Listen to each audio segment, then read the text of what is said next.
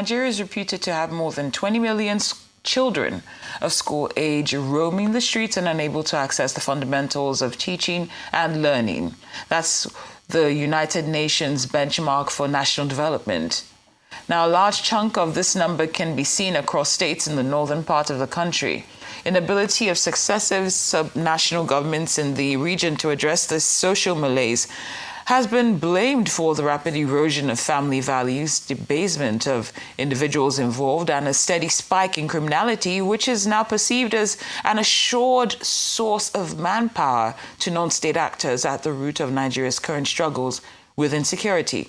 Dr. Shehu Mahdi is a public affairs analyst. He joins us now to discuss the need to address the education crisis in the North, why the problem has persisted for so long, and what measures could be adopted to tackle the problem. Good afternoon, Dr. Many thanks for joining us here on Newsday. Good afternoon, Cynthia. How are you? I'm very well, thank you, and I hope you're well. My colleague and I, we were just having this conversation before you came on about the realities that are on ground when we look at the northern part of Nigeria with for instance, what we see with a disdain in some states for Western education, the high-level insecurity, and those who are brave enough to go to school end up being kidnapped in various contexts. So is it any surprise that education is in this state when we look at all these factors that are present? Well, thank you very much. I think let us look at the bigger frame and the big picture. We paint it and then paint the smaller pictures and then put them together and understand the larger picture. The bigger picture is that, yes, education is under siege in the entire North. Insecurity is the daily happenings. Collapse of education and educational institution is also not news. But let us look at the entire North. And when I say the entire North, I mean the entire North. All northern states are sharing more than 2,000 kilometers borders with Cameroon, with Niger, and to some extent with Benin Republic. Now, these borders, 2,000 kilometers as they are, there are 11,000 that people can take and enter any part of the state. These borders remain minimally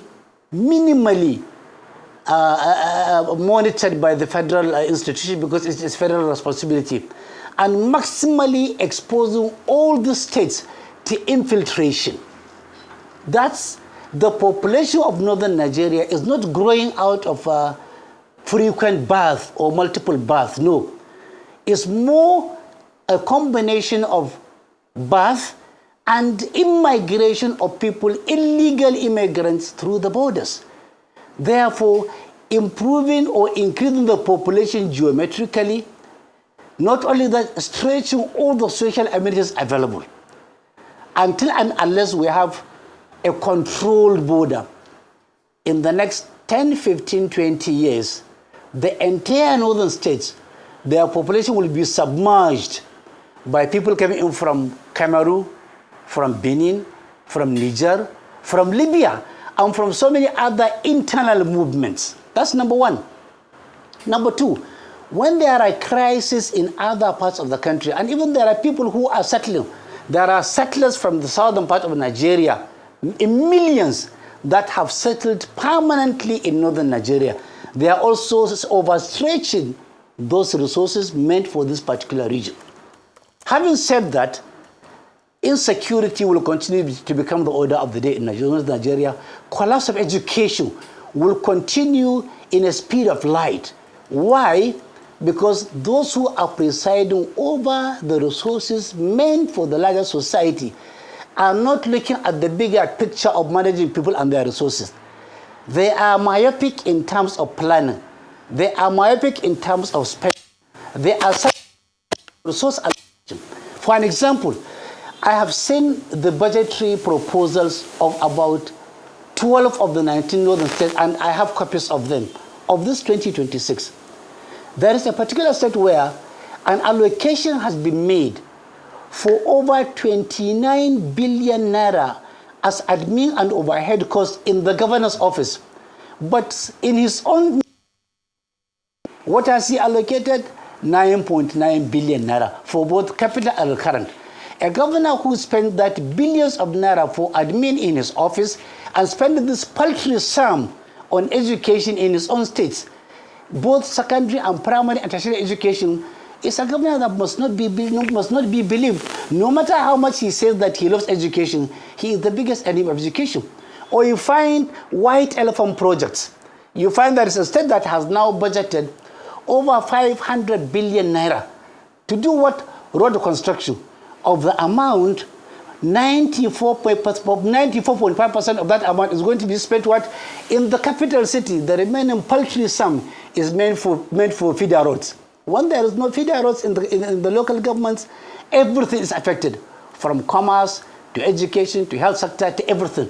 So it is the totality of the negative myopic spending of those who are presiding over resources of the state that is contributed in what? In insecurity, in internal migration, collapse of education, collapse of the health sector.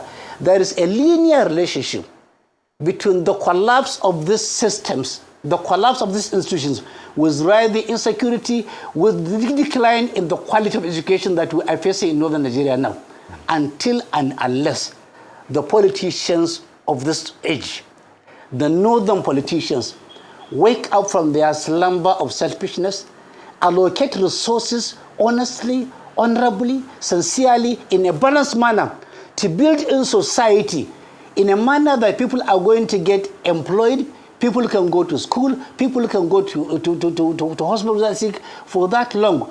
We should stop complaining about insecurity in northern Nigeria. We should stop talking about collapse of education. We should stop talking about collapse of values.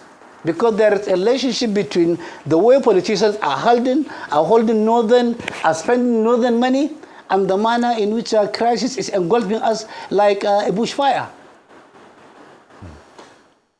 Very good, Dr. Mahdi, if you can still hear us. Okay, very good. We have you.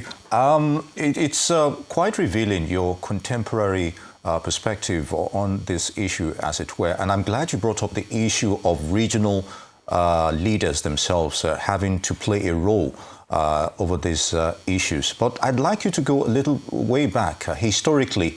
How would you trace the lack of educational development in the North in its entirety? Is it a religious or cultural scenario here?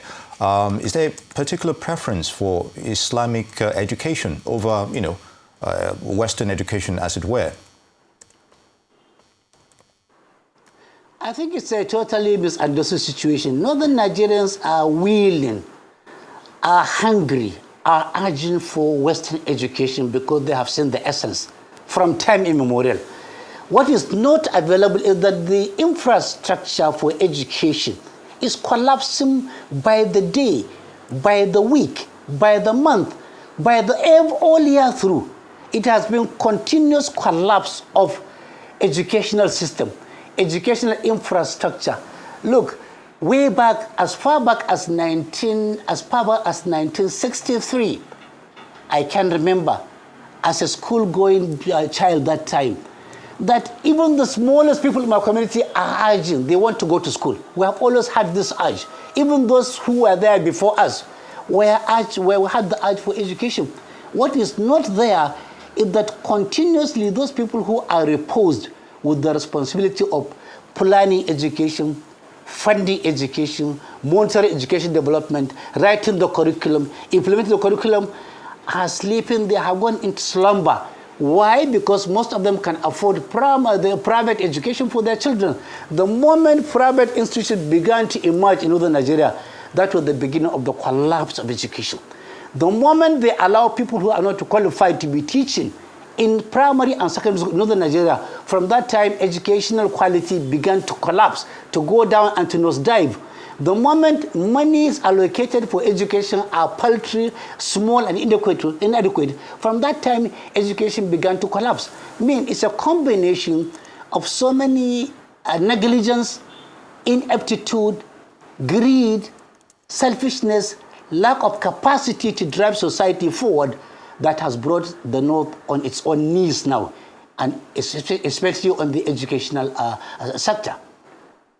It's not the lack of urge for education. Our children love education. Our people love education. We know the value of education. We have urge for it. But then the entire scenario, the entire atmosphere is not favorable.